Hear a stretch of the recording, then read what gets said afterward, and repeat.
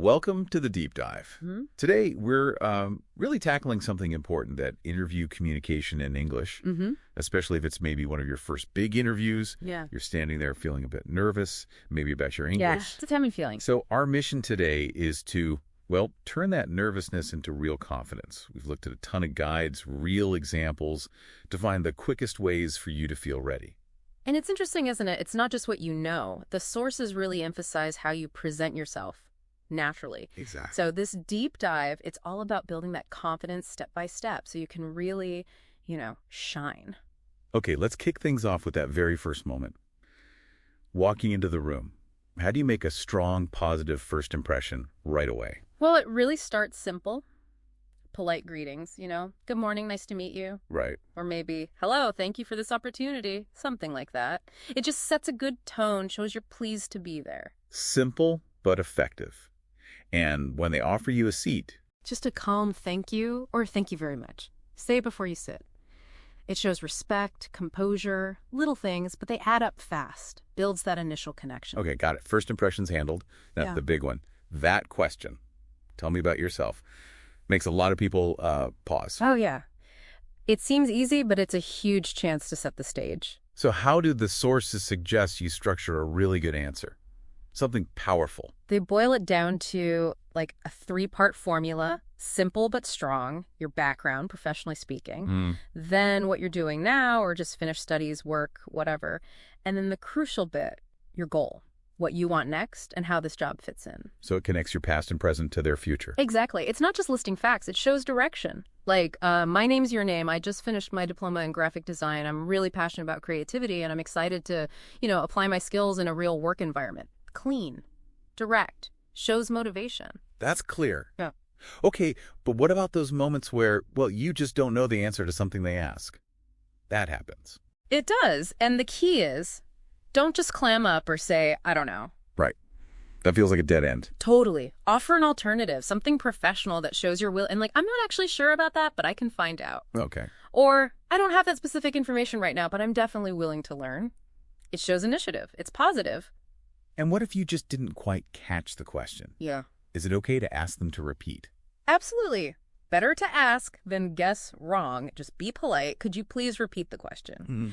Or, sorry, could you say that again? Perhaps a bit more slowly. Perfectly fine. Shows you're engaged and want to answer properly. Good to know. Oh. Okay, moving on. Strengths and weaknesses. How do we talk about strengths without sounding, well, arrogant? Focus on things relevant to the job. Be specific if possible. One of my key strengths is staying calm under pressure. Yeah. Or I'm quite good at organizing and planning tasks effectively. Connect it to the role's demands. And the flip side, Yeah. weaknesses. That's always the tricky one. How do you address that honestly but strategically? Yeah, this is crucial. Don't pretend you have none. But frame it constructively. Talk about how you're actively working on it. That's the key. The improvement angle. Exactly. It shows self-awareness, growth mindset. Employers love that.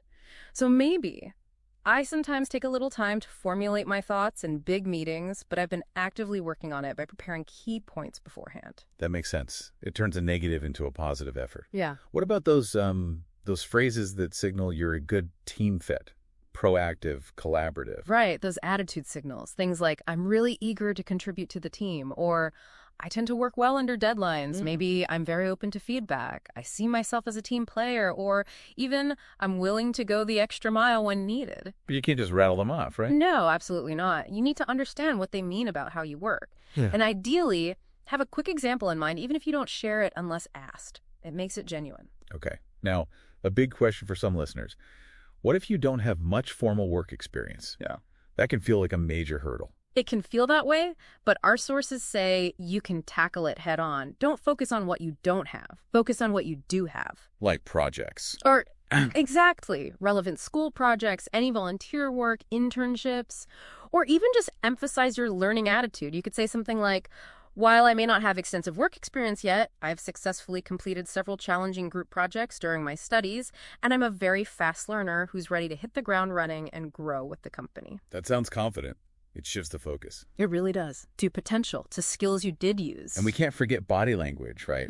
Even if your English isn't perfect, how you hold yourself matters. Hugely. Our sources stress this. Sit up straight, but relaxed. Make eye contact naturally, not staring. Right. Avoid fidgeting if you can.